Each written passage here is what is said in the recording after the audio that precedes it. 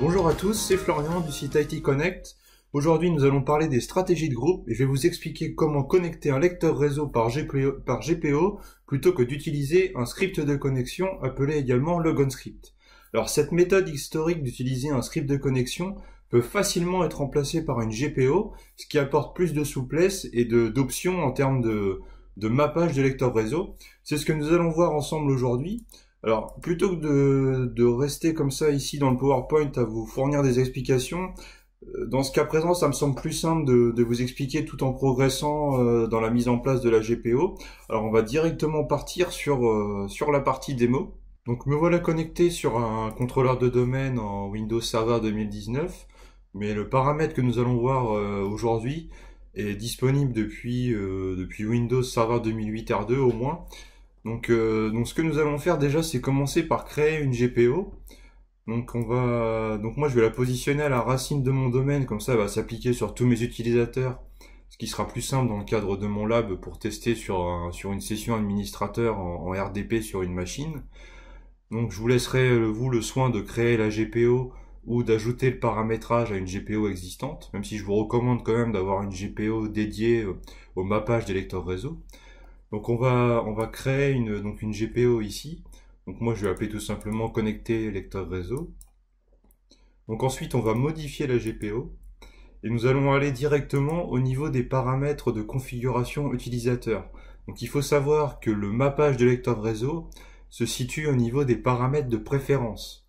Donc on va retrouver sous préférence dans paramètres Windows, nous avons bien une section mappage de lecteur. Et c'est ici que nous allons pouvoir déclarer l'ensemble des lecteurs réseau que l'on souhaite monter sur la machine. Enfin, ou en tout cas dans la session utilisateur, par rapport aux utilisateurs qui vont être ciblés par la GPO qu'on est en train de faire. Donc ce qu'on va faire tout simplement, c'est nouveau, lecteur mappé. Donc là on a un formulaire qui s'affiche à l'écran et qu'il va falloir renseigner, notamment le chemin vers le partage, la lettre à utiliser sur le poste client, ou encore le nom à lui donner dans l'explorateur Windows. Alors, la première chose à déterminer, c'est l'action à réaliser. Donc, on peut voir ici que nous avons plusieurs actions. Créer, remplacer, mettre à jour et supprimer. Alors, ces différentes actions ont un comportement bien spécifique et il est important de bien les comprendre. Alors, l'action créer va tout simplement connecter un nouveau lecteur réseau sur l'environnement utilisateur. Alors, par contre, il faut bien être sûr que la lettre que l'on veut utiliser est disponible sur le PC de l'utilisateur, parce que sinon le montage va être en échec et le lecteur réseau ne va pas se connecter. Ensuite, nous avons l'action supprimer.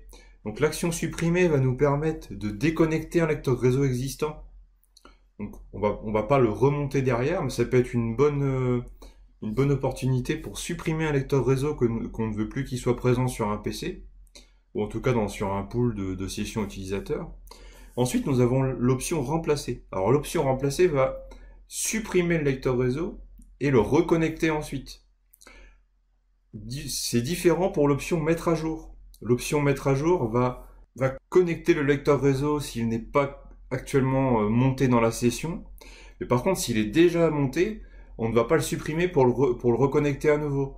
On va seulement l'actualiser pour éventuellement prendre en compte des nouveaux paramètres qui auraient été déployés pour ce lecteur réseau-là dans notre GPO. Donc, généralement, l'option mettre à jour est la plus flexible et c'est celle qu'on utilise le plus. Alors nous, c'est ce qu'on va faire tout simplement ici, c'est mettre à jour. Alors au niveau de l'emplacement, donc là c'est le chemin vers le partage. Donc pour ma part, c'est un partage sur le serveur sur lequel je me trouve actuellement. Donc je récupère le chemin, voilà, que je mets ici. L'option reconnecter est importante puisqu'elle va permettre de rendre le lecteur réseau persistant.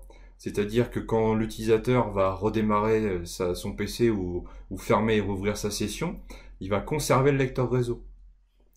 Et ensuite, on peut donner un nom personnalisé au lecteur réseau. Donc là, on va mettre partage par exemple. Au niveau du choix de la lettre de lecteur, alors soit on peut utiliser la première lettre disponible, ou soit on peut utiliser une lettre spécifique, ce qui est généralement ce qu'on fait en entreprise. C'est plus facile, notamment en cas de support informatique, on va dire. Donc on va prendre la lettre P qui correspond à partage. Ensuite, nous avons l'option se connecter en tant que, et on remarque qu'elle est grisée. Alors, il faut savoir que cette option a été désactivée par Microsoft pour des raisons de sécurité.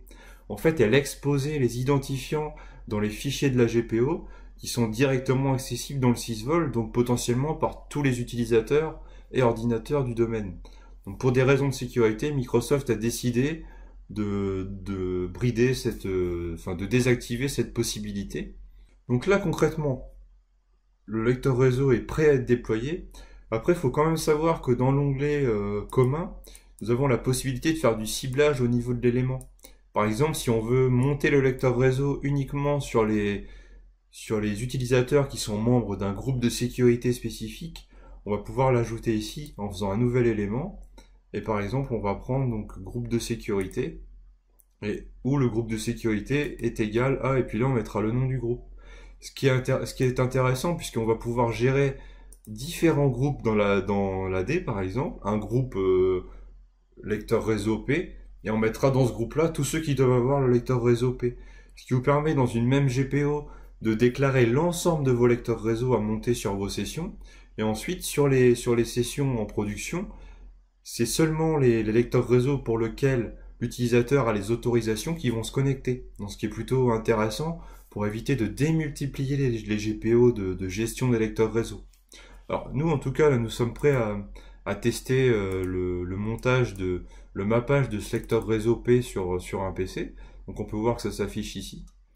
Donc on va fermer tout ça, voilà, et on va passer sur un poste client pour tester. Voilà, donc je suis en cours de connexion là sur un poste client. Donc on va voir tout de suite si notre lecteur réseau P s'est bien monté correctement via la GPO.